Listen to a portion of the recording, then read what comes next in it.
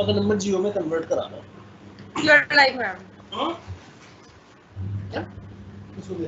Good morning, students. I hope you all are doing good. Good morning, Simran. Let's wait for 1 or 2 minutes to let other students to join. Till then, आपको कोई doubt है अगर last class का तो आप अभी मुझसे पूछ सकते हैं. There is a Q&A box, उसमें आप अपना डाउट जो है लिख सकते हैं.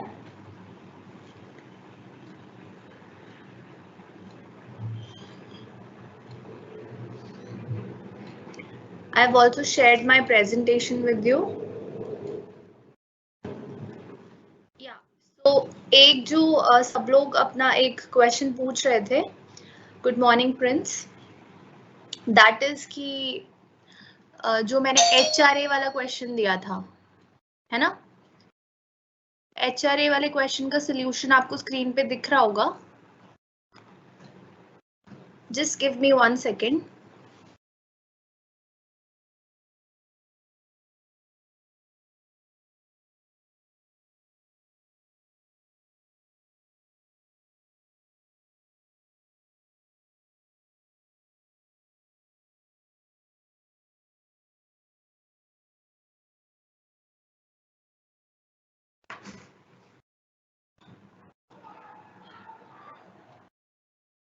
Good morning, Roshan. Good morning, Deepika. Good morning, Arnav.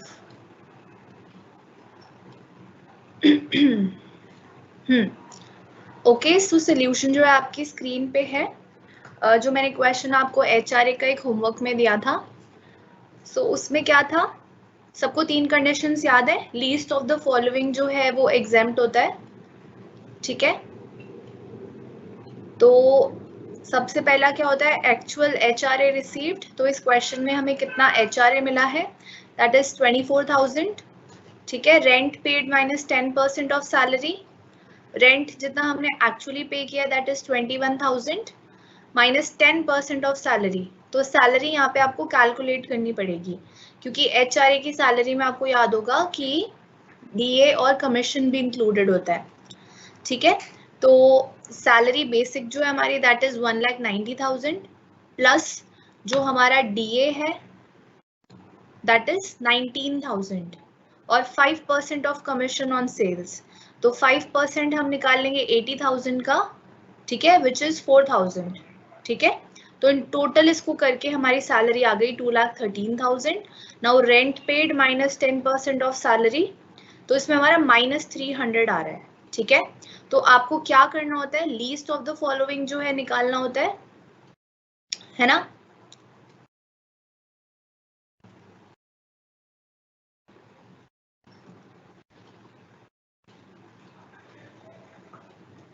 Screen सबको विजिबल है?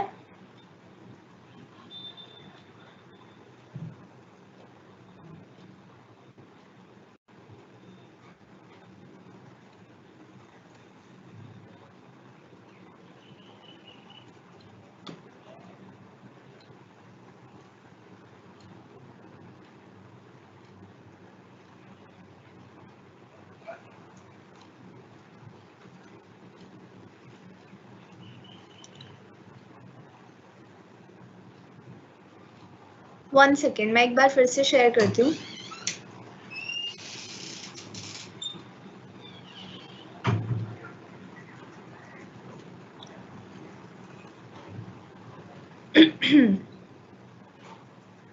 ओके. तो यहाँ पे हमारा नील एग्जेम्प्ट होगा क्योंकि सबसे कम अमाउंट जो है दैट इज -300. ठीक है. और -300 जो है इट इज इन माइनस. ठीक है. तो हमारा कुछ भी एग्जेम्प्ट नहीं होगा. क्लियर है सबको इसका आंसर? चलो let's move to the next class जो कि हम कल डिस्कस कर रहे थे. तो कल हमने अलाउंसेस और परक्यूजिट्स के बारे में डिस्कस किया था, राइट? तो परक्यूजिट्स क्या होते हैं? कुछ बेनिफिट्स या फैसिलिटीज जो हमारा एम्प्लॉयर हमें प्रोवाइड करता है. ठीक है. In addition to the basic salary. ठीक है. और ये मेनली क्या है? नॉन कैश बेनिफिट्स होते हैं. और इसका एग्जाम्पल हमने सीखा था रेंट फ्री अकोमोडेशन है, मोटर कार फैसिलिटी है, या फिर यूज ऑफ हेल्थ क्लब है। ठीक है, परक्यूजिट्स के टाइप्स हमने डिस्कस किए थे। उसके बाद टैक्स फ्री परक्यूजिट होते हैं, टैक्सेबल परक्यूजिट होते हैं जिन पे टैक्स देना पड़ता है। तो टैक्सेबल में दो टाइप और होते हैं, एक होता है कि taxable for all type of employees, सारे तरह के एम्प्लॉइज को इस पे टैक्स देना है, और एक होता है taxable for specified employees only. ठीक है, कुछ परक्यूजिट्स पे सिर्फ स्पेसिफाइड एम्प्लॉइज को टैक्स देना होता है। ठीक है, तो स्पेसिफाइड एम्प्लॉय कौन था? पहला, he was a director of a company. Second, उसके पास 20% ऑफ इक्विटी शेयर्स थे और वोटिंग राइट थी कंपनी की। और थर्ड, जिसकी मॉनेटरी इनकम जो है 50,000 से ज्यादा है, वो क्या है? एक स्पेसिफाइड एम्प्लॉय है। ठीक है, फिर हमने टैक्स फ्री परक्यूजिट्स के बारे में डिस्कस किया था जिन पे टैक्स नहीं लगता है। ठीक है, उनमें कुछ ये आपको लिस्ट दिख रही होगी। कंप्यूटर लैपटॉप हमें दिया गया है, फूड दिया गया है, गिफ्ट इन काइंड दिया गया है up to 5,000 rupees per annum. ठीक है, फूड इन ऑफिस प्रेमाइसेस हमें प्रोवाइड किया जा रहा है। ठीक है, free telephones and mobile phones हैं, इंटरेस्ट फ्री या कंसेशनल रेट पे हमें लोन दिया गया है, लोन हमें दिया गया है for treatment of specific diseases, है ना। हमें लीव LTC दिया गया है, लीव ट्रेवल कंसेशन। ये सब क्या है? टैक्स फ्री परक्यूजिट्स हैं। ठीक है, इसके बाद हमने टैक्सेबल परक्यूजिट्स के बारे में डिस्कस किया था। टैक्सेबल में हमारा पहली कैटेगरी थी which is taxable for all type of employees. Okay, तो ऑल टाइप ऑफ एम्प्लॉइज में कौन आते हैं हमारे? सबसे पहले आता है हमारा value of rent free accommodation. अगर आपका एम्प्लॉयर आपको रहने के लिए घर दे रहा है, रेंट फ्री अकोमोडेशन दे रहा है, तो सारे एम्प्लॉइज को उस पर टैक्स भरना पड़ेगा। ठीक है, और उसकी वैल्यू हम कैसे निकालते थे उसको हम अभी आगे देखेंगे, हमने लास्ट क्लास में भी देखा था, एक बार रिवाइज कर लेंगे फटाफट। The value of any concession in rent provided to the employee by his employer भी एक टैक्सेबल परक्यूजिट है। ओके दीपिका, ओके, ठीक है। The value of any specified security और स्वेट इक्विटी शेयर्स अगर आपका एम्प्लॉयर आपको देता है तो वो भी एक टैक्सेबल परक्यूजिट है। ठीक है, तो ऐसे ही ये कुछ टैक्सेबल परक्यूजिट थे जो सारे टाइप के एम्प्लॉइज के लिए टैक्सेबल थे।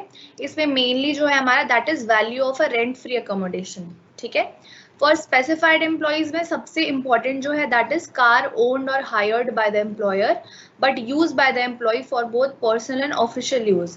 ठीक है, ये जो हमारा परक्यूजिट है इसका कैलकुलेशन कभी कभी आ जाता है। तो these are taxable for specified employees. ठीक है, स्पेसिफाइड एम्प्लॉइज की 3 कंडीशंस हमें याद हो गई हैं। तो इसमें हमारे गैस एंड इलेक्ट्रिसिटी फैसिलिटी आ जाता है, education facility for children of employ आ जाता है, service of a domestic servant, sweeper, gardener आ जाता है। ठीक है, so these are taxable for specified employees. Specified employees में जो 3 कंडीशन है उसमें से अगर एक भी सेटिस्फाई हो जाती है हमारी तो हम बन जाते हैं स्पेसिफाइड एम्प्लॉय। ठीक है, ऐसा नहीं है कि तीनों कंडीशंस ही सेटिस्फाई होनी चाहिए तब भी हम स्पेसिफाइड एम्प्लॉय बनेंगे, ऐसा नहीं होता है। अगर आप एक भी कंडीशन सेटिस्फाई कर लेते हो तो आप बन जाते हो स्पेसिफाइड एम्प्लॉय। ठीक है, तो इसमें जो हमने इंपॉर्टेंट चीज डिस्कस की थी लास्ट क्लास में that was valuation of rent free accommodation, यानी कि जो आपको आपके एम्प्लॉयर ने घर दिया है रहने के लिए रेंट फ्री अकोमोडेशन, उसकी वैल्यू हम कैसे कैलकुलेट करेंगे। ठीक है, तो रेंट फ्री अकोमोडेशन अगर अनफर्निश्ड है यानी कि उसमें कोई फर्नीचर नहीं लगा है तो सेंट्रल और स्टेट गवर्नमेंट के केस में the licence fee determined by the central और state government is the value of the accommodation. And other employees के केस में अगर एकोमोडेशन को 2 पार्ट्स में डिवाइड किया जाएगा। पहली बात, अगर it is owned by the company, second it is rented by the company और taken on lease by the company. ठीक है, तो पहला केस क्या है कि वो घर अब हमारी कंपनी का ही है, कंपनी ओन्ड है, और सेकेंड केस है कि कंपनी ने किसी थर्ड पार्टी से रेंट पे लिया है। ठीक है, सो ओन्ड बाय द कंपनी के केस में हमें जो है पॉपुलेशन देखना होता है। ठीक है, सो इसमें हमारा क्या है, अगर पॉपुलेशन हमारी 25 लाख से एक्सीड करती है तो 15% ऑफ सैलरी जो है उस घर की वैल्यू ली जाएगी। अगर पॉपुलेशन उस सिटी की 10 लाख से 25 लाख है तो 10% ऑफ सैलरी जो है उस घर की वैल्यू मानी जाएगी, और अगर पॉपुलेशन लेस देन 10 लाख है तो 7.5% ऑफ सैलरी जो है उस घर की वैल्यू मानी जाएगी। In case the rent free accommodation is owned by the company और ओन्ड बाय द एम्प्लॉयर। ठीक है, सेकेंड केस है हमारा which is rented by the company. अगर कंपनी ने ही रेंट पे ले रखा है वो घर, तो एक्चुअल रेंट पेड और 15% of salary which ever is less is taxable. ठीक है, इसके बाद हमारा एक एकोमोडेशन प्रोवाइडेड इन होटल और गेस्ट हाउस आ जाता है। अगर आपको ऐसी एकोमोडेशन 15 दिन से ज्यादा रहने के लिए दी जाती है तो आपको उस पर टैक्स पे करना पड़ता है। ठीक है, तो इस केस में क्या टैक्स हमें देना होगा? Actual charges paid by the employer, ठीक है, या फिर 24% of salary which ever is lower is taxable. ठीक है, जो इनमें से कम होगा उसको उस जगह की वैल्यू मान ली जाएगी और उस पर हमें टैक्स देना पड़ेगा। ठीक है, एक इसमें नोट क्या था इम्पोर्टेंट, कि अगर ये सब जो है अनफर्निश्ड का केस था जो हम ये पीछे पढ़ रहे थे, अगर इसमें फर्निश्ड आता है तो ये जो 15% ऑफ सैलरी हमने वैल्यू निकाली, इसमें ऐड करना होगा हमें 10% ऑफ कॉस्ट ऑफ फर्नीचर, जो हमें हमारे क्वेश्चन में गिवन होगा कॉस्ट ऑफ फर्नीचर, उसका 10% निकाल के हमें इस वैल्यू में ऐड करना होगा, वो हमारे घर की क्या है वैल्यू बन जाएगी। ठीक है, तो ये valuation of rent free accommodation का एक आपको छोटा सा प्रेजेंटेशन दिख रहा होगा। We have to do the question in this way. इसमें हमने फर्नीचर का 10% भी ऐड किया है।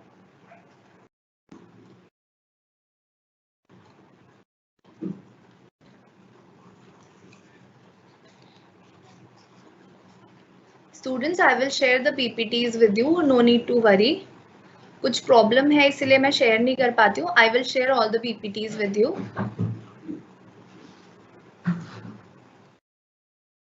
और मेन चीज जो इसमें थी that is definition of salary.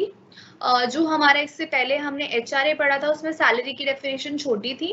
It included only basic salary, DNS allowance and commission, but in case of rent free accommodation the definition of salary is more bigger. आप देखोगे इसमें basic salary, DNS allowance, commission, fees, bonus, all taxable allowances भी included हैं। ठीक है, Now we will be doing a practice question जिससे कि हमें valuation of rent free accommodation समझ में आए। ठीक है, this is a big question on your screen. Just try to read it.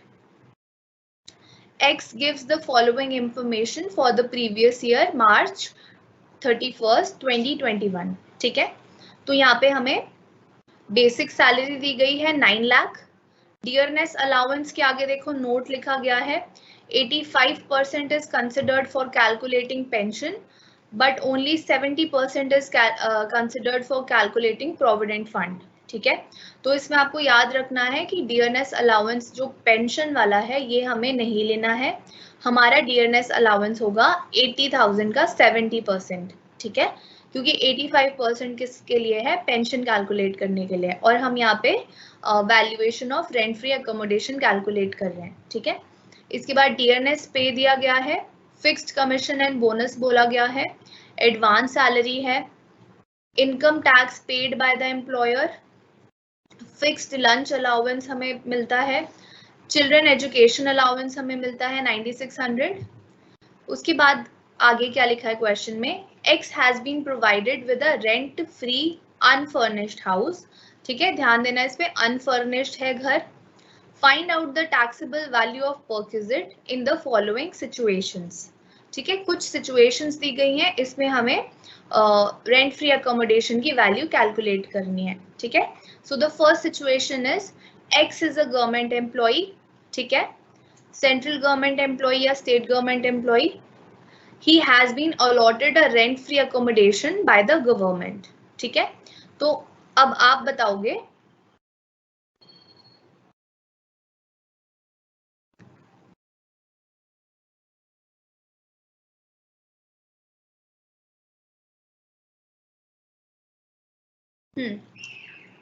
तो सबसे पहले जो है हमें valuation of rent free accommodation के लिए सैलरी कैलकुलेट करनी है। ठीक है, क्योंकि ये सब जो हम पीछे पढ़ रहे थे 15% of salary, 10% of salary, 7.5% of salary, ये सैलरी क्या है, ठीक है, सैलरी है हमारी ये। तो ये जो है हमें कैलकुलेट करनी पड़ेगी अपने आप, क्योंकि ये सारी अमाउंट्स हमें गिवन है। सो सबसे पहले हम सैलरी कैलकुलेट करेंगे। सैलरी में क्या क्या इंक्लूड करेंगे हम? बेसिक सैलरी तो इंक्लूड करेंगे ही, राइट, 9 लाख हमने इंक्लूड कर दिया, प्लस डीएनएस अलाउंस भी आता है, ठीक है। डीएनएस अलाउंस 80,000 है, बट इसमें लिखा है कि इसमें से 85% is for pension, but only 70% is for provident fund. तो हम पेंशन वाला छोड़ देंगे, 70% इसका लेंगे, ठीक है, विच इज 56,000, ठीक है। इसके बाद डियरनेस पे, क्या हमारी डेफिनेशन में डियरनेस पे इंक्लूडेड था?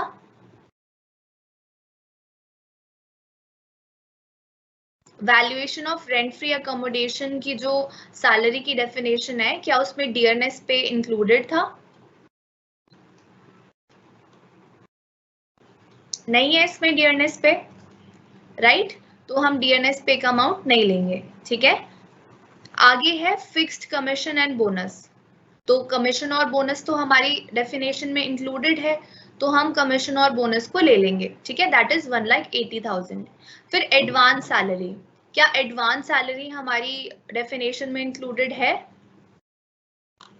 नहीं है एडवांस सैलरी भी इंक्लूडेड, तो हम जो है एडवांस सैलरी वाला अमाउंट भी नहीं लेंगे। उसके बाद है income tax paid by the employer, ये भी कहीं इंक्लूडेड नहीं है। इसके बाद अलाउंसेस आ गए, ठीक है। फिक्स्ड लंच अलाउंस, तो फिक्स्ड लंच अलाउंस क्या था? हमारा एक टैक्सेबल अलाउंस था, ठीक है, तो इसमें इसको हमने इंक्लूड कर दिया।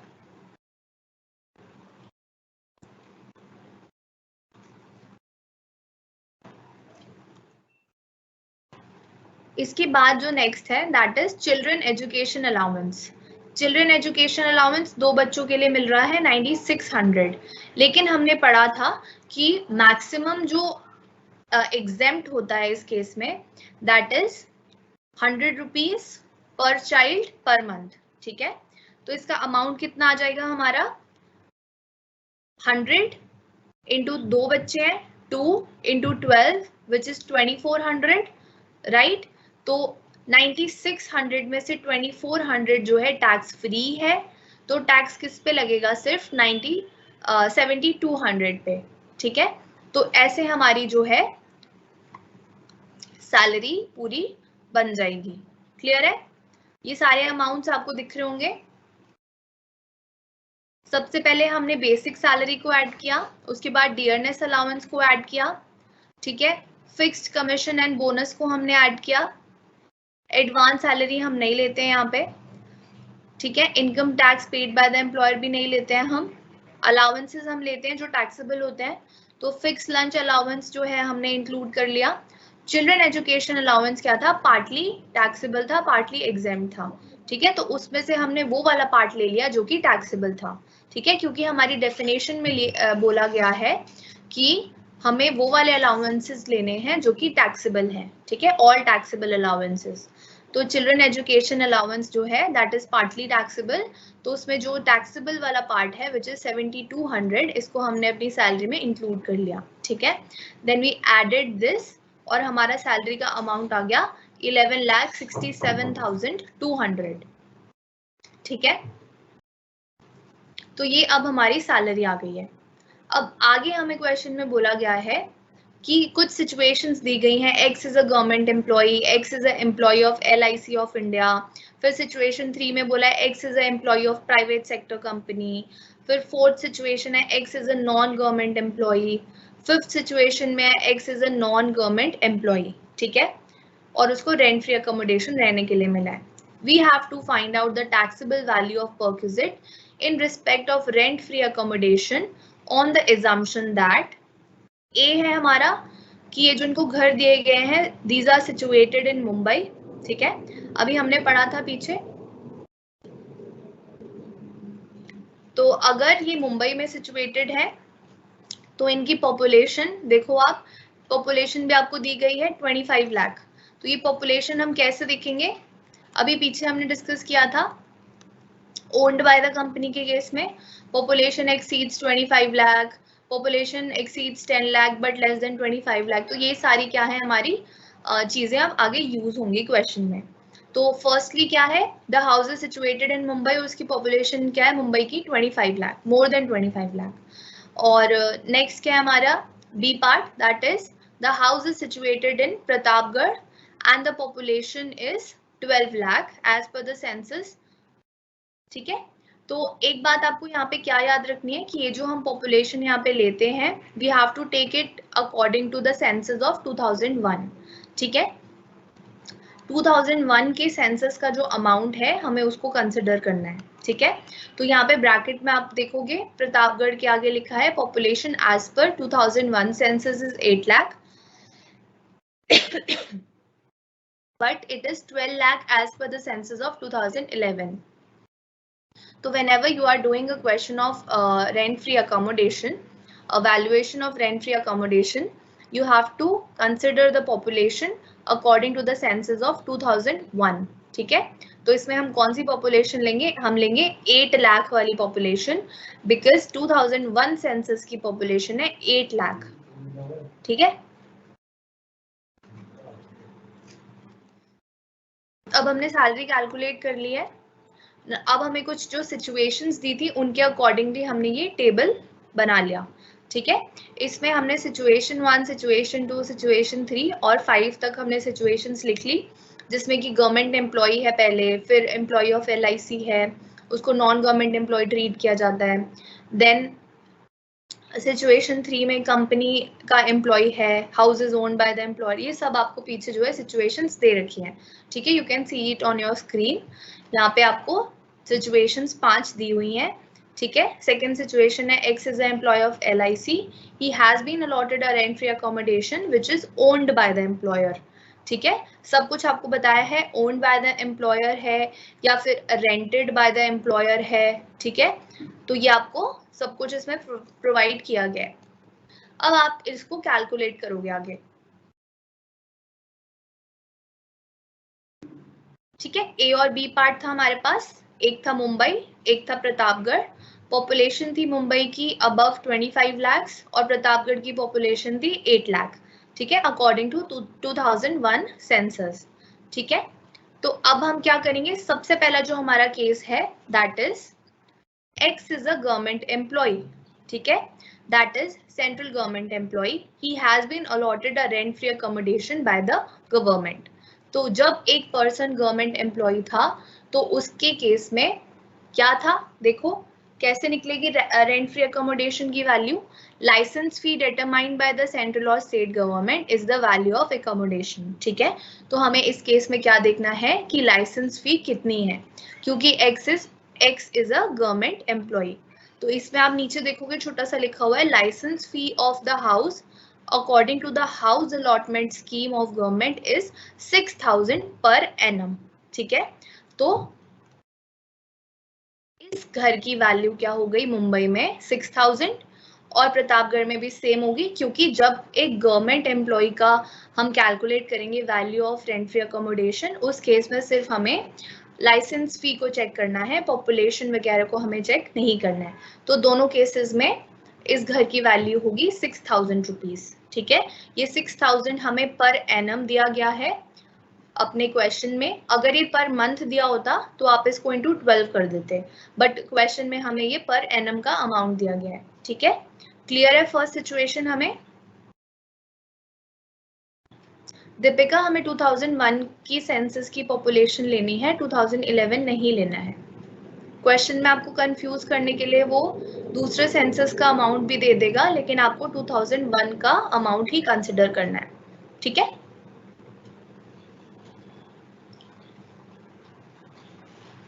Now next situation is X is an employee of LIC of India. He has been allotted a rent-free accommodation which is owned by the employer. Now the rent-free accommodation is owned by the employer. तो owned by the employer के case में देखो ये 3 situations थी। मुंबई वाली कहाँ fall करेगी, population exceed 25 lakh. ठीक है, और प्रतापगढ़ वाली कहाँ फॉल करेगी, population is less than 10 lakh. ठीक है, तो मुंबई वाले केस में क्या हो गया हमारा 15% ऑफ सैलरी, और प्रतापगढ़ वाले केस में क्या हो गया हमारा 7.5% ऑफ सैलरी। तो यहाँ पे हमने 15% ऑफ सैलरी निकाला मुंबई में, ठीक है। 15% ऑफ 11,67,200 आपको नीचे नोट्स में से दिख जाएगा, ठीक है। और जो हमारा प्रतापगढ़ है उसमें हमने क्या किया 7.5% ऑफ सैलरी, जो कि 11,67,200 हमारी आई थी, ठीक है। क्लियर हो रहा है ये क्या हो रहा है यहाँ पे। मुंबई की पॉपुलेशन क्योंकि 25 लाख से ज्यादा है तो 15% ऑफ सैलरी हुआ, और प्रतापगढ़ की पॉपुलेशन जो है 8 लाख है तो इसलिए 7.5% ऑफ सैलरी किया, क्योंकि ये घर जो था ओन्ड बाय द एम्प्लॉयर था, ठीक है।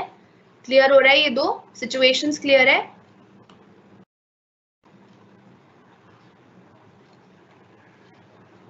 ठीक है, अब सिचुएशन 3 पे आ जाओ। सिचुएशन 3 क्या बोलती है, X is a employee of private sector company, ठीक है, तो ये गवर्नमेंट एम्प्लॉय नहीं है। He has been allotted a rent free accommodation. House is owned by the employer. अब थर्ड सिचुएशन भी बहुत इजी है, ठीक है। He is not a government employee. House is owned by the employer. तो situation 3 अगर मुंबई में ये पर्सन रहेगा तो पॉपुलेशन क्योंकि 25 लाख है तो 15% ऑफ सैलरी हो जाएगा। अगर ये पर्सन प्रतापगढ़ में रहता है तो 7.5% ऑफ सैलरी होगा, विच इज 87,540, ठीक है। समझ आ रही है सबको। सिचुएशन 3 नॉन गवर्नमेंट एम्प्लॉय है, house is owned by the employer है, अगर मुंबई में रहेगा तो 15% ऑफ सैलरी, अगर प्रतापगढ़ में रहता है जिसकी पॉपुलेशन 8 लाख है तो 7.5% ऑफ सैलरी, ठीक है। अब सिचुएशन 4 पे आते हैं हम। X is a non government employee, ठीक है, नॉन गवर्नमेंट एम्प्लॉय है। He has been allotted a rent free accommodation. House is taken on rent by the employer. Now इस केस में क्या हो रहा है कि जो घर है वो एम्प्लॉयर ने रेंट पे लिया है, तो ये कौन सा केस बन गया हमारा, सेकंड वाला केस, जहां पर रेंटेड बाय द कंपनी हमने एकोमोडेशन लिया है, ठीक है। तो इस केस में हमें पॉपुलेशन जो है नहीं चेक करनी होती है। इस केस में हमारी दो चीजें होती हैं, एक्चुअल रेंट पेड और 15% of salary, which ever is less would be the value of the house, ठीक है। तो क्योंकि ये घर जो है रेंटेड बाय द कंपनी है तो एक्चुअल रेंट पेड जो कि हमें क्वेश्चन में गिवन है ब्रैकेट में, दैट इज 2,40,000 पर एनम इसने रेंट पे किया है, ठीक है। और 15% of salary which ever is less would be the value of the house. तो इस केस में हमने क्या किया,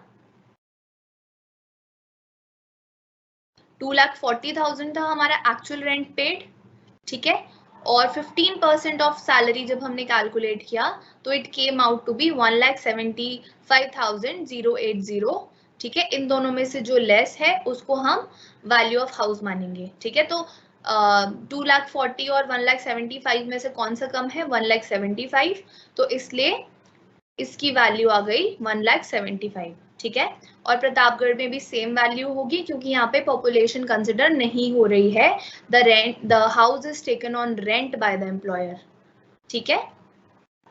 house is taken on rent by the employer, तो इस केस में दो सिचुएशन चेक करनी होती है हमें, एक जो एक्चुअल रेंट पेड है जो कि 2,40,000 क्वेश्चन में गिवन है, ठीक है। सेकेंड 15% ऑफ सैलरी, सैलरी हमने निकाली थी अभी 11,67,200, उसका 15% हमने किया 1,75,080 आया, ठीक है। तो इस केस में जो कम है उसको हम वैल्यू ऑफ हाउस मानेंगे, तो कम जो है वो है 1,75,080, तो इसीलिए मुंबई वाले घर की वैल्यू 1,75,080 हो गई और प्रतापगढ़ की भी वैल्यू सेम हो गई, ठीक है, क्योंकि रेंटेड बाय द कंपनी के केस में हमें पॉपुलेशन चेक नहीं करनी है, ठीक है। क्लियर है। अब देखो लास्ट सिचुएशन पे आओ, फिफ्थ सिचुएशन। अब ये क्या बोलती है कि X is a non government employee, ठीक है, नॉन गवर्नमेंट एम्प्लॉय है, he has been allotted a rent free accommodation, house is taken on rent by the employer. अब इस केस में भी जो एम्प्लॉयर है उसने घर रेंट पे लिया है थर्ड पार्टी से, ठीक है, और फिर हमें दिया है। अब यहाँ पे एक्चुअल रेंट जो उसने पे किया है दैट इज 72,000 पर एनम, ठीक है। इस केस में वो पर एनम 72,000 रुपीज पे कर रहा है रेंट के, ठीक है। तो क्योंकि एक तो ये नॉन गवर्नमेंट एम्प्लॉय है, ऊपर से ये घर रेंटेड है, तो हम कौन सी सिचुएशन चेक करेंगे, एक्चुअल रेंट पेड और 15% of salary which ever is less, ठीक है। सो एक्चुअल रेंट पेड यहाँ पे हमें दिया है 72,000 पर एनम, 15% ऑफ सैलरी हमने निकाला तो दैट इज 1,75,080। तो इन दोनों में से जो कम है दैट इज 72,000, इसलिए सिचुएशन 5 में हमारा जो घर है उसकी वैल्यू होगी 72,000, ठीक है, क्योंकि actual rent paid is less than 15% of salary, ठीक है। तो इसलिए हमने घर की वैल्यू मानी 72,000, ठीक है। समझ आ रहा है हमें, अब सारी चीजें समझ में आ रही है। Value of rent free accommodation कैसे कैलकुलेट हो रही है, सबसे पहले क्या चेक करना है कि एक एम्प्लॉय गवर्नमेंट एम्प्लॉय है या फिर नॉन गवर्नमेंट एम्प्लॉय है, राइट। अगर गवर्नमेंट एम्प्लॉय है तो लाइसेंस फी क्वेश्चन में दी होगी, पर एनम लेनी है, अगर पर मंथ दिया है तो इंटू 12 करना पड़ेगा, ठीक है, क्लियर है। इसके बाद क्या है, अब नॉन गवर्नमेंट एम्प्लॉय के केस में दो केसेस हैं, है ना। एक कौन सा केस है कि जहां पर जिस घर में हम रह रहे हैं that is owned by the employer, वो हमारे एम्प्लॉयर का ही है, ठीक है। उस केस में हमें पॉपुलेशन वाइज जो है, सिटी की पॉपुलेशन वाइज जो है अपने घर की वैल्यू कैलकुलेट करनी होगी, है ना। अगर हमारी पॉपुलेशन 25 लाख से ज्यादा है तो 15% ऑफ सैलरी लेना है, अगर 25 लाख से कम है बट 10 लाख से ज्यादा है तो 10% ऑफ सैलरी, और अगर हमारी पॉपुलेशन जो है 10 लाख से कम है उस सिटी की तो हम लेंगे 7.5% ऑफ सैलरी, ठीक है। ये था अगर ओन्ड बाय द कंपनी है हमारा घर जिसमें हम रह रहे हैं। अगर हमारी कंपनी ने ये घर रेंट पे लिया है किसी थर्ड पार्टी से तो हमें कौन सी दो सिचुएशन चेक करनी है, एक्चुअल रेंट पेड और 15% of salary which ever is less would be considered the value of the house, ठीक है। और सैलरी की डेफिनेशन हम सीख चुके हैं, सैलरी की डेफिनेशन में आती है बेसिक पे, डियरनेस अलाउंस, ठीक है, bonus, commission, taxable allowances, fees, ठीक है। तो ये सब जो है हमारी सैलरी की डेफिनेशन में इंक्लूडेड होते हैं, ठीक है। तो सबसे पहले क्वेश्चन अगर आ जाएगा तो सैलरी कैलकुलेट करनी है, उसके बाद देखना है ओन्ड बाय द कंपनी है, रेंटेड बाय द कंपनी है, हमारा एम्प्लॉय गवर्नमेंट एम्प्लॉय है, नॉन गवर्नमेंट एम्प्लॉय है, और उस अकॉर्डिंग हमें अपना जो है value of rent free accommodation calculate करना है। यस दीपिका, LIC को भी हम नॉन गवर्नमेंट में कंसिडर करते हैं। जो हमारा यहाँ पे गवर्नमेंट एम्प्लॉय होता है वो सिर्फ जो स्टेट गवर्नमेंट या सेंट्रल गवर्नमेंट के साथ काम कर रहा है, ठीक है, उसको गवर्नमेंट एम्प्लॉय माना जाता है। जैसे हमें क्वेश्चन दे दिया कि A is a government employee working with the state of Telangana, ठीक है, तो वो क्योंकि स्टेट गवर्नमेंट के साथ काम कर रहा है तो उसको गवर्नमेंट एम्प्लॉय माना जाएगा, ठीक है। LIC जो है एक गवर्नमेंट ओन्ड जगह है बट गवर्नमेंट नहीं है, ठीक है। SBI भी गवर्नमेंट ओन्ड है बट गवर्नमेंट नहीं है, ठीक है। सेंट्रल गवर्नमेंट और स्टेट गवर्नमेंट एम्प्लॉयज वो होंगे जो स्टेट के साथ काम कर रहे हैं या फिर किसी मिनिस्ट्री के साथ काम कर रहे हैं, सेंट्रल गवर्नमेंट के साथ काम कर रहे हैं, ठीक है। LIC और SBI और ये सब चीजें जो है हम इनको नॉन गवर्नमेंट में कंसिडर करते हैं, ठीक है, क्योंकि ये गवर्नमेंट ओन्ड है, गवर्नमेंट नहीं है।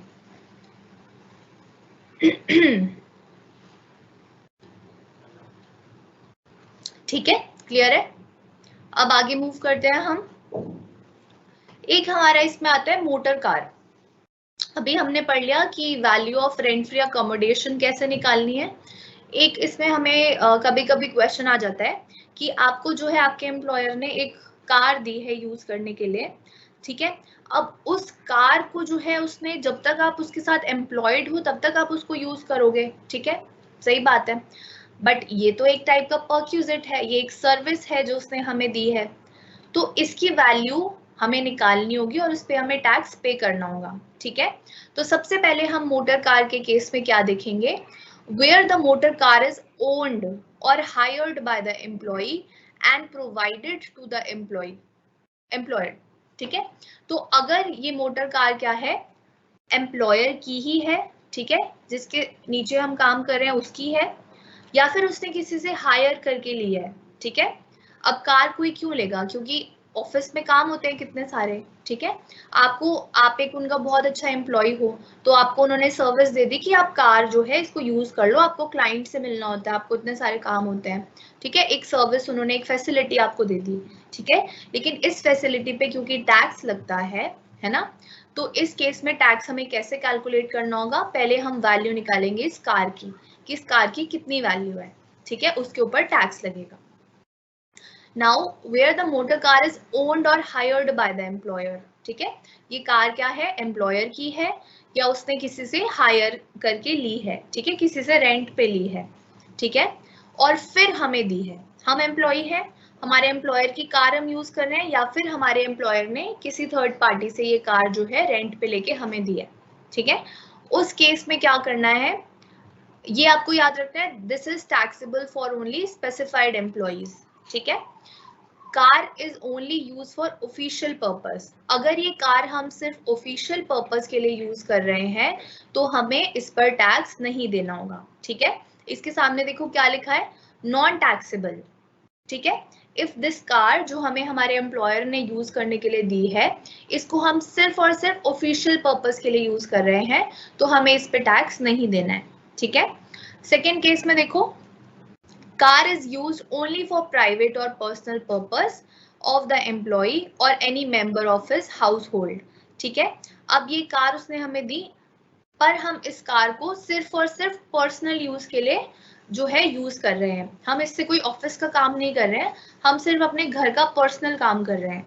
तो इस केस में जो हमारा कार की वैल्यू होगी वो क्या होगी, actual amount of expenditure incurred by the employer, उसने ये कितने पैसे पे रेंट पे ली, ठीक है, उसने कितना खर्चा किया इसको रेंट पे लेने के लिए, या उसकी जितनी वैल्यू है, ऐड, उसमें ऐड करना होगा हमें ड्राइवर, अगर उसने हमें ड्राइवर दिया है तो ड्राइवर को जो सैलरी दी जा रही है उसकी सैलरी ऐड करनी होगी इस अमाउंट में, ठीक है। जो कार को हमने रेंट पे लिया है किसी से, वो रेंट प्लस जो हम ड्राइवर को सैलरी, जो हमारा एम्प्लॉयर ड्राइवर को सैलरी पे कर रहा है वो, अगर ड्राइवर प्रोवाइडेड है, plus depreciation eight 10% if the car is owned by the employer, और अगर ये कार हमारे एम्प्लॉयर की है तो इसमें 10% डेप्रिसिएशन को भी ऐड करना होगा, ठीक है। और अगर ये कार हमने हायर की है, रेंट की है, तो डेप्रिसिएशन हम नहीं लगा सकते क्योंकि वो हमारी है ही नहीं, ठीक है, वो एम्प्लॉयर की है ही नहीं, तो वो डेप्रिसिएशन चार्ज नहीं कर सकता, ठीक है। अगर कार एम्प्लॉयर की है तो ही डेप्रिसिएशन लगेगा, ठीक है। Less amount recovered from employ taxable perquisite, तो ये जो है हमारी कार की वैल्यू आ गई। सबसे पहले actual amount of expenditure incurred by the employee, ठीक है, जितना उसने खर्चा किया, ऐड, अगर ड्राइवर हमें दिया गया उसकी सैलरी ऐड कर देंगे, प्लस डेप्रीसिएशन जो 10% लगाएंगे हम उसकी वैल्यू पे, अगर ये कार हमारे एम्प्लॉयर की है, ठीक है, less amount recovered from the employee, और अगर एम्प्लॉय कुछ पैसे जो है पे कर रहा है एम्प्लॉयर को, जैसे कि मेरे को उसने कार दी थी, मैंने कहा कि सर मैं आपको इतने रुपए दे देता हूँ, इसको मैं पर्सनल यूज के लिए यूज करूंगा, तो मैंने अपने एम्प्लॉयर को 10,000 रुपए दे दिए, तो ऑलरेडी मैं कुछ पेमेंट अगर कर चुकी हूँ तो वो लेस हो जाएगी, ठीक है। तो ये था केस अगर कार हम सिर्फ पर्सनल या प्राइवेट पर्पस के लिए यूज कर रहे हैं। The third case is car is used partly in performance of duties and partly for private or personal purpose. Now third जो है ये important case है, mainly जो है यही पूछा जाता है। अगर कार जो है हम दोनों पर्पस के लिए यूज कर रहे हैं, यानी कि हम उससे ऑफिशियल काम भी कर रहे हैं और अपना पर्सनल काम भी कर रहे हैं, ठीक है। If all expenses on maintenance and running met or reimbursed by the employer. अब इसमें दो केसेस है हमारे। पहली बात है कि जो ये कार हम अपनी परफॉर्मेंस ऑफ ड्यूटीज और पर्सनल यूज के लिए यूज कर रहे हैं, इसके सारे जो एक्सपेंसेस हैं वो हमारा एम्प्लॉयर अगर पे कर रहा है, तो इस केस में हमें क्या देखना है, where the cubic capacity of engine does not exceed 1.6 litre. ये क्यूबिक कैपेसिटी इंजन की कैपेसिटी दे रखी है, ठीक है। तो इसमें क्या, ये आपको क्वेश्चन में दिया होगा कि ये जो पर्टिकुलर हमारी कार है इसकी क्यूबिक कैपेसिटी है 1.6 लीटर या 1.2 लीटर, ठीक है। तो इसमें क्या लिखा है फर्स्ट केस में, where the cubic capacity of engine does not exceed 1.6 litre, 1.6 litre से ज्यादा नहीं है, उस केस में 1800 पर मंथ जो है हमारी कार की वैल्यू निकाली जाएगी, ठीक है, plus 900 per month if the driver is also provided, ठीक है। हमारी कार की वैल्यू कितनी हो गई, कौन सा केस चल रहा है ये, जब कार के सारे एक्सपेंसेस हमारा एम्प्लॉयर पे कर रहा है, ठीक है, मेंटेनेंस और बाकी सारे एक्सपेंसेस हमारा एम्प्लॉयर दे रहा है, और कार हम यूज कर रहे हैं personal as well as professional purpose, ठीक है। इस केस में कार की वैल्यू कितनी निकलेगी, एक महीने की, अगर कार की क्यूबिक कैपेसिटी कितनी है 1.6 लीटर है, उस केस में हमारी कार की वैल्यू होगी 1800 पर मंथ, ठीक है, प्लस अगर हमें ड्राइवर भी प्रोवाइड किया गया है तो 900 पर मंथ और ऐड हो जाएगा, ठीक है, ये पर मंथ की वैल्यू निकल रही है। सेकेंड क्या है, where the cubic capacity of the engine exceeds 1.6 litre. अब आपकी कार की जो क्यूबिक कैपेसिटी है इंजन की वो 1.6 लीटर से ज्यादा है, पिछला क्या था कि 1.6 लीटर है या उससे कम है, आगे है इफ इट एक्सीड्स 1.6 लीटर, तो हमारी कार की वैल्यू कितनी हो जाएगी 2400 पर मंथ, और ड्राइवर अगर हमने रखा है तो सेम 900 पर मंथ और ऐड हो जाएगा, ठीक है। इतना क्लियर हो रहा है सबको, ये इंपॉर्टेंट वाला केस है।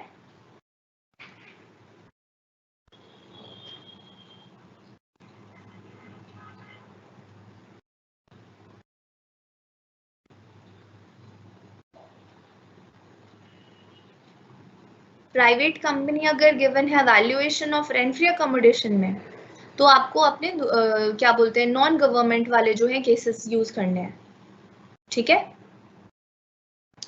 ये वाला क्लियर हो रहा है मोटर कार वाला।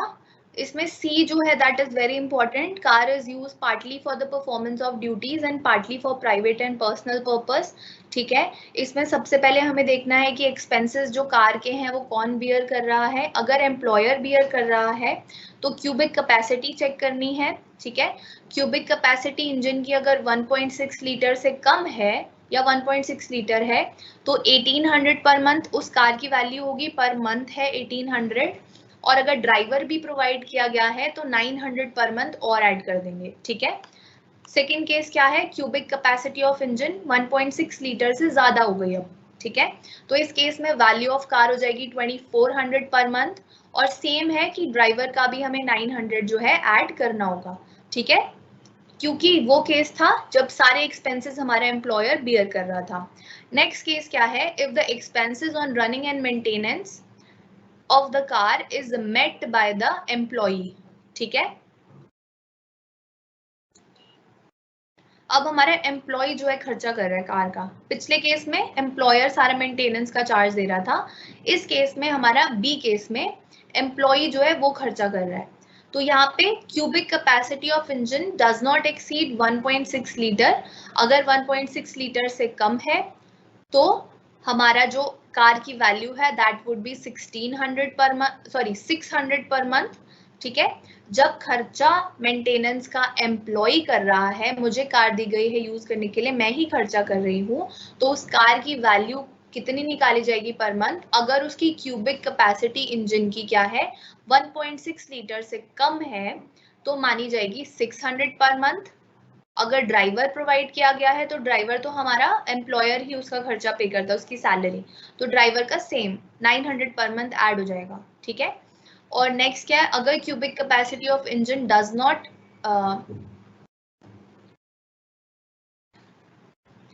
हाँ यहाँ पे एक्सीड्स होना था, where the cubic capacity of engine exceeds 1.6 litre, उस केस में 900 पर मंथ हमारा जो है वैल्यू ऑफ कार मानी जाएगी, और 900 जो है उसको जो हमारा ड्राइवर है उसकी फीस मानी जाएगी, ठीक है।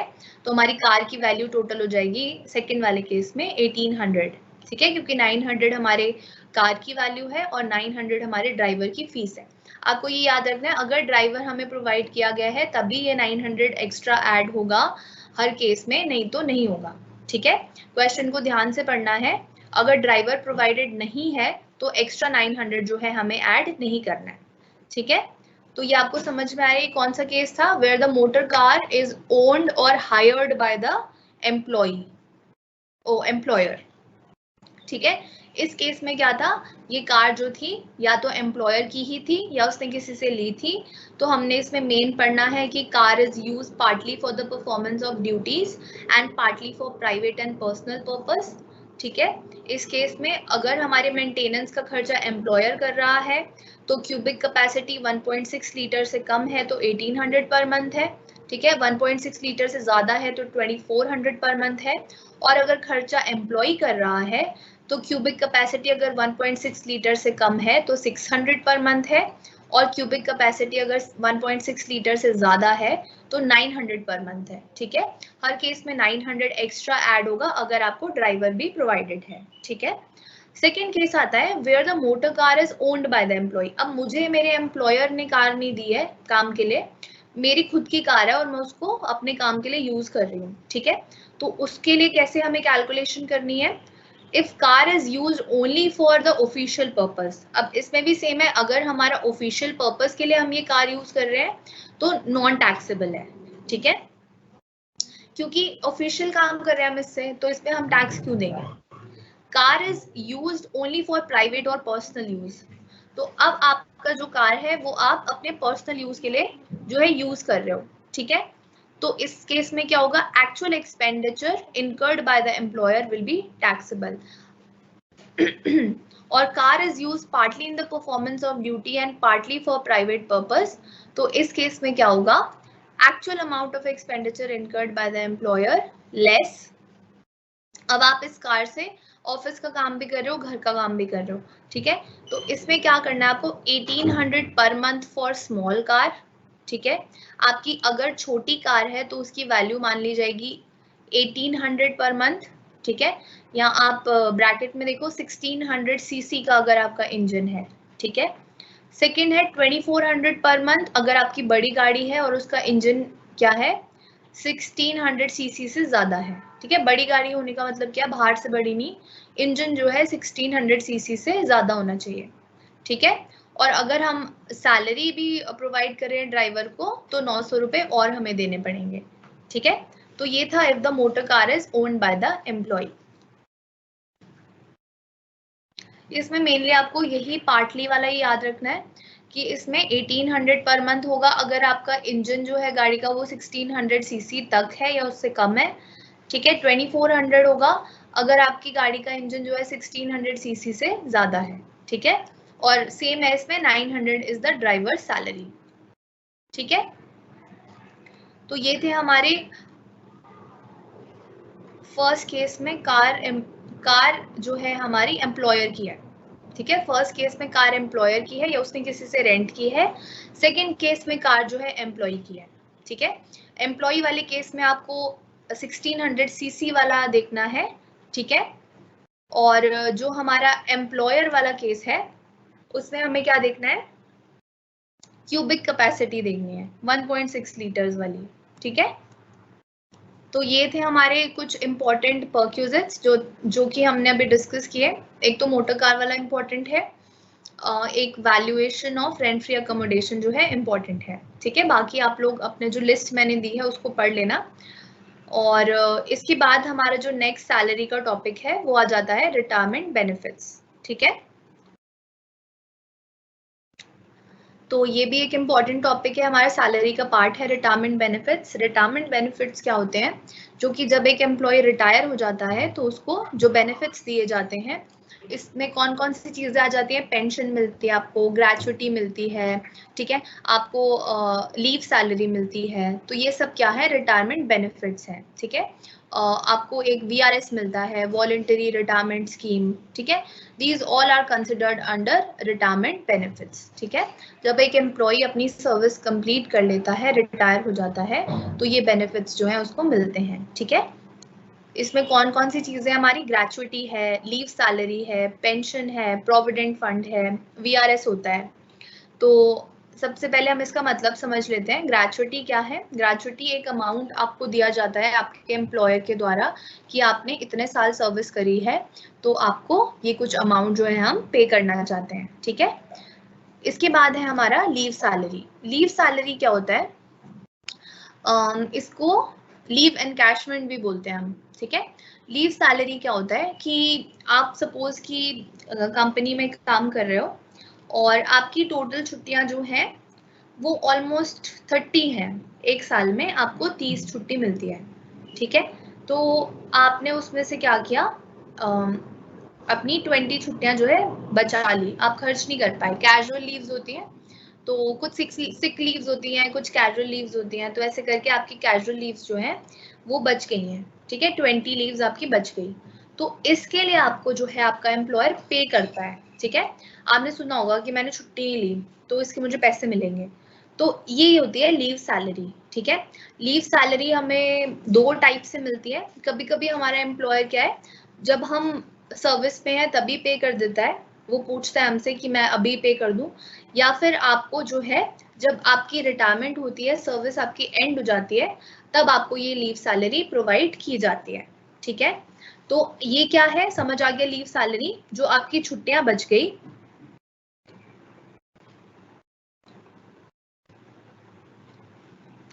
जो आपकी छुट्टियां बच गई हैं वो उसके जो आपको पैसे मिल जाते हैं, दैट इज लीव सैलरी, ठीक है।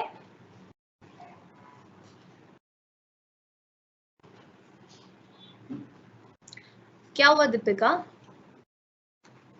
ड्राइवर सैलरी इंक्लूड होती है सेकंड केस में,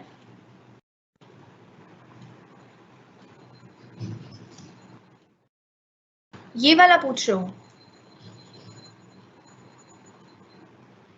इस केस में देखो, इस केस में क्या वो बोल रहे हैं कि आपकी जो कार है वो एम्प्लॉय की ही है, ठीक है। हमारी अपनी कार है, हम एम्प्लॉय हैं, ठीक है।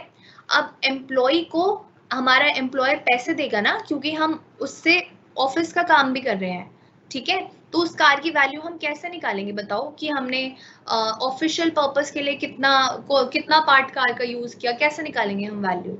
तो इस केस में क्या होगा, आपके एम्प्लॉयर आपको जो पैसा दे रहा है, ठीक है, उसमें से आप लेस कर दोगे ये जो आपको अमाउंट्स दे रखे हैं, आपकी स्मॉल कार है, लार्ज कार है, जो भी है, ठीक है, माइनस कर दोगे आप सैलरी, क्योंकि ये सब जो हमारा एम्प्लॉयर दे रहा है, ठीक है।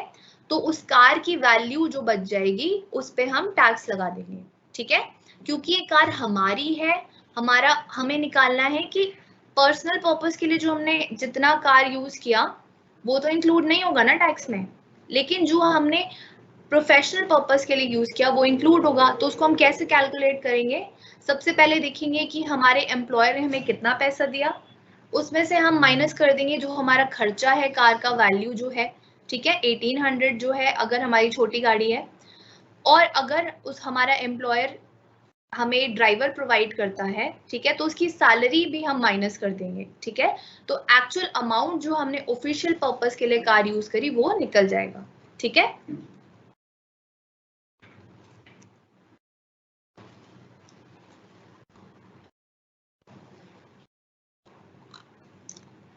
ठीक है, तो रिटायरमेंट बेनिफिट्स हम लोग डिस्कस कर रहे थे, तो ग्रेचुइटी हो गया हमारा, लीव सैलरी समझ आ गया होगा आपको, हमारी लीव्स बची हैं उसके लिए अगेंस्ट जो हमें पेमेंट मिल गई, that is the leave salary. उसके बाद pension, pension is very common, आपने सुना होगा कि जब आप रिटायर होते हैं तो आपको पेंशन मिलती है, ठीक है, आपकी आगे की लाइफ को जीने के लिए उसको क्योंकि आप लोग फिर सैलरी अर्न नहीं करते हैं तो आपको पेंशन दी जाती है, ठीक है। उसके बाद है प्रोविडेंट फंड, ठीक है। प्रोविडेंट फंड क्या होता है, जहां पर हमारा एम्प्लॉयर और एम्प्लॉय दोनों मिलके कंट्रीब्यूट करते हैं अपनी सैलरी का कुछ अमाउंट, ठीक है। तो ये पैसा जो है हम रिटायर होने के बाद या फिर ड्यूरिंग द एम्प्लॉयमेंट जो है हम निकाल लेते हैं अपने प्रोविडेंट फंड अकाउंट से, ठीक है। तो ये चारों चीजें आई होप आपको क्लियर होंगी। तो सबसे पहले हम लीव सैलरी के बारे में डिस्कस कर लेते हैं। लीव सैलरी क्या है? Leave encashment refers to amount of money received in exchange for a period of leave not availed by the employ, यानी कि जो आपने लीव्स नहीं ली उसके अगेंस्ट आपको कुछ पेमेंट की गई, that is a leave salary, ठीक है।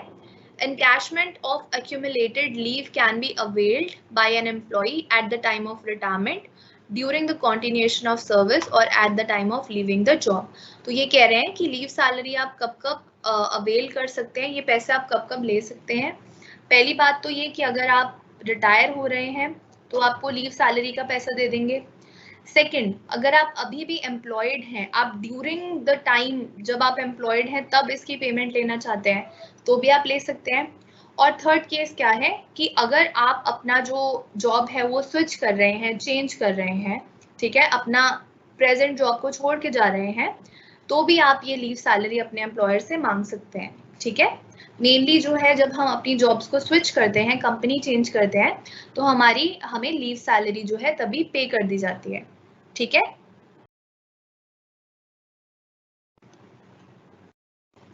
Any leave encashed during service is fully taxable. ठीक है, अब ये आपको याद रखना है, लीव एनकैशमेंट अगर आप during the time of service लेते हैं, कि अभी आप सर्विस में हैं और आपने अपने एम्प्लॉयर को रिक्वेस्ट किया कि मेरी जितनी लीव्स बची हैं उनकी पेमेंट मुझे कर दो, ठीक है, और अभी आप काम कर रहे हैं, you are taking it during the service, तो आपको क्या ध्यान रखना है कि इस पर टैक्स लगता है। ठीक है, अगर लीव सैलरी आप ड्यूरिंग द सर्विस मांग लेते हैं तो इस पे टैक्स पे करना पड़ता है। ठीक है, leave encashment opted during the retirement is exempt in the hands of government employees. ठीक है, लेकिन अगर आप रिटायर हो रहे हैं तब आप लीव सैलरी मांगते हैं, ठीक है, रिटायर होने पर, और आप एक गवर्नमेंट एम्प्लॉय हैं तो उस पर टैक्स नहीं लगता है। ठीक है, ये याद रखना है, अगर लीव सैलरी कोई भी पर्सन है, गवर्नमेंट है या फिर नॉन गवर्नमेंट है, वो ड्यूरिंग द सर्विस मांगता है। ठीक है, अभी मैं सर्विस में हूँ, मैंने अभी अपने एम्प्लॉयर को रिक्वेस्ट किया कि आप मुझे लीव सैलरी दे दो, तो उसमें मुझे टैक्स पे करना पड़ेगा। ठीक है, अगर मैं रिटायर हो गई हूँ और मैं गवर्नमेंट एम्प्लॉय हूँ और तब मैं लीव सैलरी ले रही हूँ तो उस पर टैक्स नहीं देना है। ठीक है, अगर मैं नॉन गवर्नमेंट एम्प्लॉय हूँ और मैं रिटायर हो गई हूँ और मैं लीव सैलरी मांग रही हूँ तो मुझे टैक्स देना ही पड़ेगा, बट वही है कि जितना टैक्स आपको ड्यूरिंग द सर्विस लगता है उससे थोड़ा कम टैक्स लगता है। ठीक है, at the time of retirement. तो for non government employees least of the following is exempt. ठीक है, तो अगर leave encashment opted during the retirement, ठीक है, बाय द गवर्नमेंट एम्प्लॉइज, तो पूरा का पूरा अमाउंट एग्जेम्प्ट है। अगर रिटायरमेंट हो गई है नॉन गवर्नमेंट एम्प्लॉइज की, ठीक है, और वो मांग रहे हैं अपनी लीव सैलरी, तो least of the following is exempt. ठीक है, ये चार हमें केसेस दिए, इनमें से जो सबसे कम होगा वो एग्जेम्प्ट हो जाएगा। पहला है एक्चुअल अमाउंट रिसीव्ड, ठीक है, जितना हमें लीव सैलरी मिला। सेकंड है फ्लैट 3 लाख रुपीज, ठीक है। Third, leave balance in months, यानी कि हमारा कितनी लीव्स बची हैं, ठीक है, जैसे कि हमारी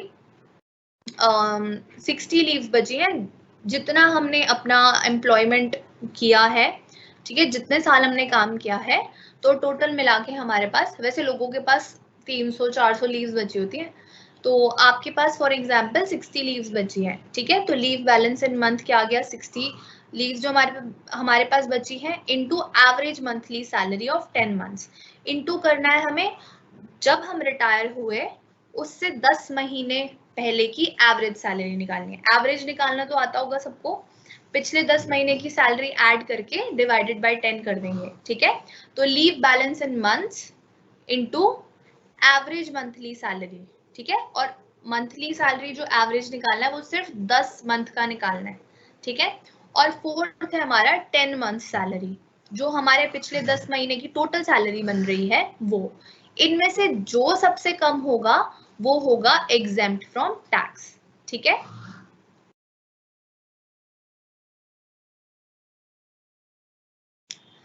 स्टूडेंट्स मैं आपको एक चीज जो है एडवाइस करूंगी, अगर आपके पास इनकम टैक्स ये पर्सनल टैक्स की बुक नहीं है, जो कि आई गेस नहीं मिली है अभी कॉलेज से, तो आप अपनी 3rd सेमेस्टर की इनकम टैक्स की बुक को डाउनलोड कर लो और उसमें से प्रैक्टिस करना स्टार्ट कर दो क्वेश्चंस। ये सारी चीजें जो है उसमें प्रोवाइडेड है ऑलरेडी, और आपने ये सारी चीजें जो है लास्ट सेमेस्टर में पढ़ी भी हैं।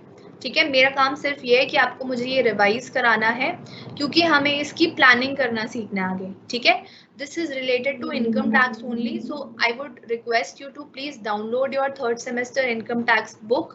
उसमें questions दिए हैं, solutions दिए हैं बहुत सारे, तो उनको जो है साइड बाय साइड प्रैक्टिस करते रहा करो. अभी हमने अलाउंसेस परक्विजिट्स के बारे में डिस्कस किया, ठीक है, लीव सैलरी के बारे में हम डिस्कस कर रहे हैं.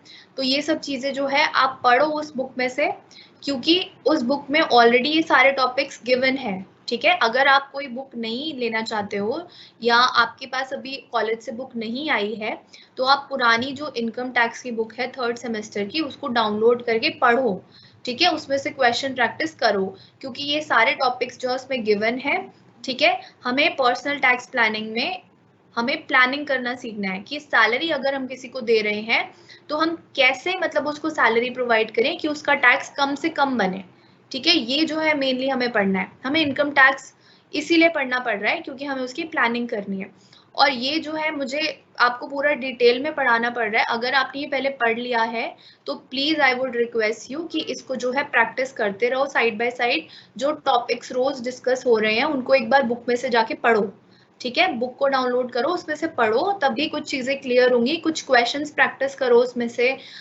तभी जो है ये चीजें आपको अच्छे से क्लियर होंगी. नहीं तो एग्जाम के टाइम पे सब हौच पौच हो जाता है, आप लोग पैनिक करने लगते हैं कि क्या आएगा क्या नहीं आएगा. देखो मुझे भी इतना नहीं आइडिया कि एग्जाम में क्या आएगा, लेकिन आपको जो है जो मैं टॉपिक्स डे बाय डे करा रही हूँ इनको आपको प्रैक्टिस करना है, ठीक है. साइड बाय साइड आपको प्रैक्टिस करना है, क्योंकि हमारी क्लासेस में एक हफ्ते का गैप हो जाता है ऑलमोस्ट. तो आपको जो है ट्राई करना है कि आप सब्जेक्ट के साथ लिंक में रहो, ठीक है. इसलिए प्लीज डाउनलोड दैट बुक, उसमें से ये टॉपिक्स जो है रिवाइज करो, पढ़ो, इन्हें अपने आप समझने की कोशिश करो, थोड़ा क्वेश्चंस लगाने की कोशिश करो, ठीक है. अगर बुक से क्वेश्चन नहीं मिल रहे हैं तो कोई घर में second hand book income tax की पढ़ी हो, उसमें से क्वेश्चन लगाने की कोशिश करो, ठीक है. बाकी ये प्रेजेंटेशन जो है मैं आपके साथ शेयर कर दूंगी as soon as the error is resolved. कुछ एरर है मेरे सिस्टम में इसलिए मैं नहीं कर पा रही हूँ शेयर. ये जैसे ही रिजॉल्व हो जाएगा मैं आपके साथ सारी की सारी प्रेजेंटेशन शेयर कर दूंगी, बट तब तक I would request please practice it, ठीक है. Learn it from other mediums, book में से पढ़ो, यूट्यूब से पढ़ना है वहां से पढ़ो, कुछ भी है टॉपिक्स लिख लो जो क्लास में हो रहे हैं उनको रिवाइज करो, ठीक है. ट्राई करो कि वो आपको समझ में आए, ठीक है. डे बाय डे जैसे हम आगे बढ़ते जा रहे हैं आप पुरानी चीजें भूल जाओगे, तो आई वुड रिक्वेस्ट यू कि सारे टॉपिक्स को अच्छे से रिवाइज करो और बुक को डाउनलोड करो, प्रैक्टिस करो, ठीक है. एग्जाम्स जो है वैसे भी आपके ऑफलाइन होने हैं, तो प्लीज आपको थोड़ा अटेंटिव रहना है, प्रैक्टिस करना है, कॉन्सेप्ट्स को समझने की कोशिश करनी है, ठीक है. तो अभी आई गेस टाइम हो गया हमारा, या आपकी कोई और क्लास भी होगी. So now we'll meet in the next session which is in the next week, ठीक है. टिल देन आप ये जो मैंने चीजें बोली इनको प्रैक्टिस करिए, ठीक है. टॉपिक्स को लिखिए और मैं आपसे फिर नेक्स्ट क्लास में मिलती हूँ. आप अपना ध्यान रखिए और ठीक है, फिर मिलते हैं नेक्स्ट क्लास में. Bye bye.